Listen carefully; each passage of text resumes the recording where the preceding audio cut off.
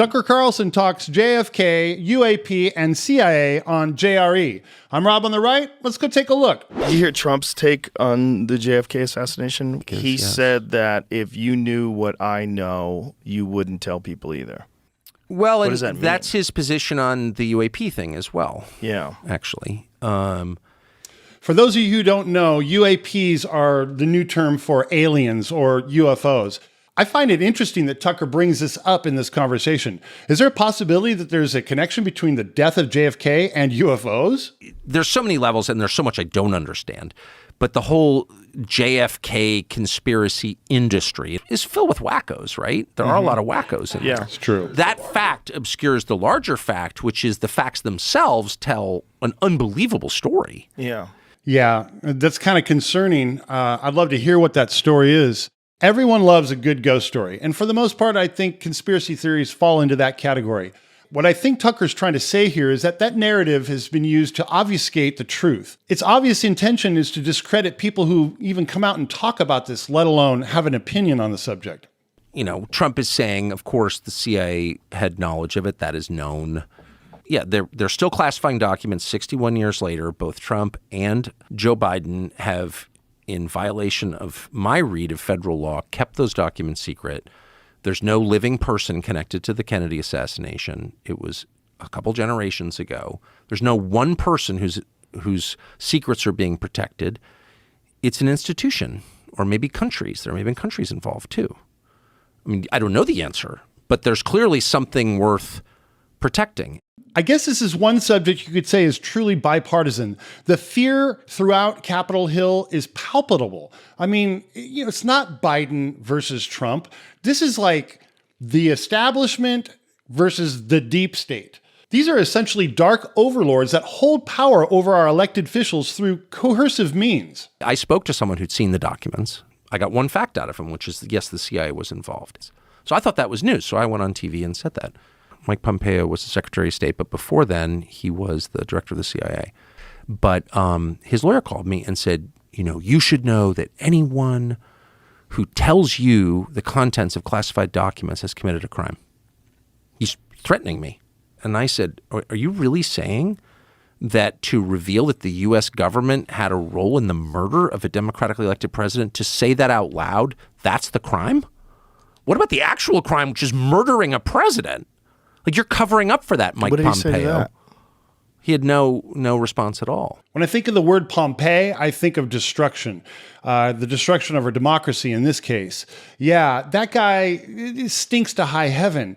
It's really sad that, you know, Donald Trump was saddled with him. Perhaps we would have had a much different experience with a Trump presidency had not the CIA been meddling in his affairs internally and externally the whole time. So Mike Pompeo is the one who pressed Trump to keep those documents secret. And that so makes sense. What's crazy to me is not just that Pompeo did that. I think Pompeo is a really sinister person and a criminal. I think that because the facts suggest that. He somehow intimidated Trump into not releasing this. Well, okay, that's all bad, right? I think it's criminal behavior. What's crazy is how Mike Pompeo is treated.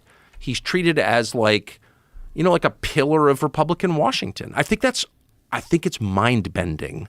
You're right, Tucker. It is mind-bending. I never understood why people love this guy, Mike Pompeo. He's obviously deep state, was there before Trump arrived. I mean, he's the head poobah over at the CIA. Growing up, I had a lot of people around me who wanted to believe in the government.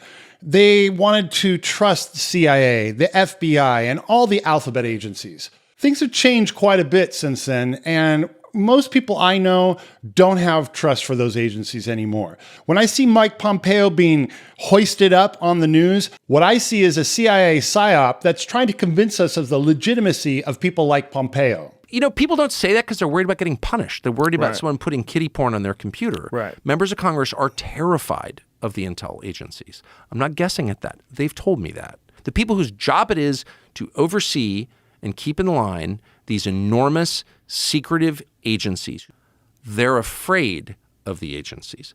That's not compatible with democracy. That's concerning is what that is. The people rule. They do so through elections. They express their preference through voting. They send their people to the capital city to run the government on their behalf. Whenever you have unelected people who are not accountable to anyone making the biggest decisions, you don't have a democracy. You have something else, another system. I would call it a tyranny or whatever you want to call it. It's not a democracy. So that's like super obvious. It's playing out in front of everyone and no one cares and no one does anything about it. You know, this is a point where I ask, what can we do about it? I wish Tucker had some answers. You know, I try to expose myself to as much information as possible, and I still don't see an answer out there. But I do know that conversations like this are the key to finding that answer. If you want to help me save the world, well, hit that subscribe button and the notification bell. People say, oh, they're compromised or being blackmailed or whatever. I don't have evidence of that, but I know them, and they all have things to hide. I know that for a fact. I'm sure they do. And so it's not a stretch of imagination to imagine that, you know, some committee chairman who's allowing warrantless spying on Americans to continue or whatever abuse they're allowing, knowing fully or hiding the truth about UAPs, ignoring the UAP Disclosure Act of 2023, like, why are they doing that? I find it interesting that he's bringing that back into the conversation. Is there possibly a connection between the two things? I mean, was JFK about to reveal like aliens to us all? And basically the deep state said no way because they're in cahoots with those aliens? I have no idea. You know, this is getting into territory where I'm usually... It's not impossible to imagine that some guy with a drinking problem or a weird sex life, and that's very common up there, that's why they're doing it. Because they don't want to be exposed. I don't have evidence of that. I don't have proof of that. Right. But that's not a crazy thing to assume that could be happening.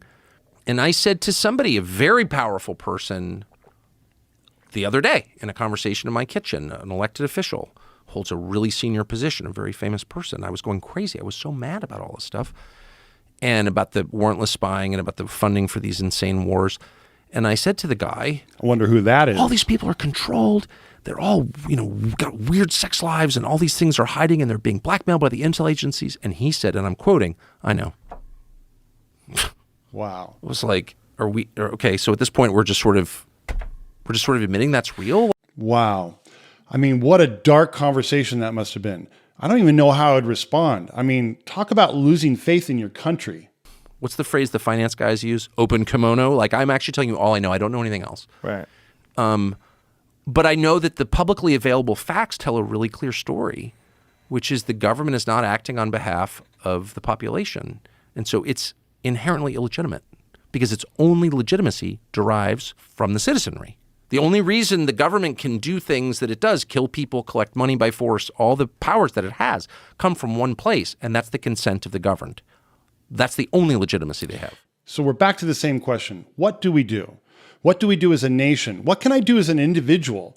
Now that we see the two parties completely polarized and not working together, I think it's easy to determine that the effectiveness of the two-party system is completely diminished. Now they're actually ridiculous. They're ridiculous. They don't mean They're anything. ridiculous. In fact, we've moved past the point where they don't mean anything. They do mean something. They are propaganda instruments designed to cloak the truth from the rest of us, that in fact there's agreement, not disagreement, at the center of power. They all agree on the things that matter, and those are the economy and foreign policy because that's where the money is.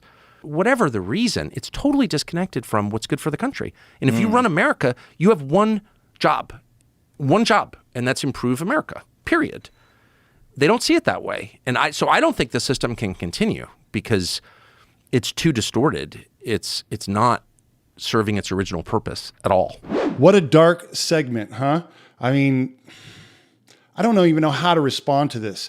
My gut hurts a little bit because I thought that my vote counts, and I'm hearing that it really doesn't. I feel powerless as an individual. I don't even know how to address this issue.